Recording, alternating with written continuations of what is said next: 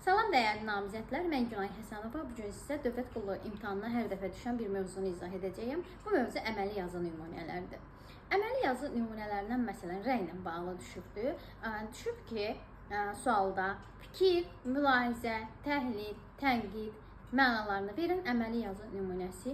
Burada fikir, mülahizə, təhlil, tənqid gördünüz, rəydir. Arayışla bağlı bir və ya bir neçə şəxsin kimliyini bildirir və yaxud da həqiqətən sözünü gördünüzsə arayışdır. İzahatla bağlı, məsələn, şagird dərsə gecikibdir, o hansı əməli yazı nümunəsini yazmalıdır? Təbii ki, izahat və yaxud da aydınlaşdırma, şərh etmə mənalarını verən əməli yazı nümunəsi izahatdır.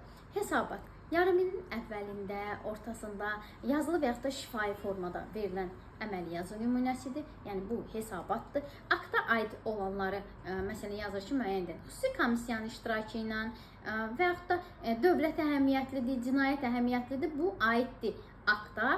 Protokol ilk vərəq, birinci vərəq yapışdırmaq mənalarını verir. Etibar edir sözünü gördünüz, vəkalətnamədir. Teleqram, uzaq yazı mənasını verir. Gördünüz, teleqramdır və yaxud da qışqırmaq mənasını verən əməli yazı nümunəsi olacaqdır, reklam. Sonra ərizə ilə bağlı şikayət və xahiş xarakterlidir. Həmçinin əməli yazının ən sərbəst yox, sadə formasıdır. Sərbəst deyirsə qarışdırmayın. Məktublu, sadə deyirsə ərizədir. Sizə çatdıracaqlarım bu qədər.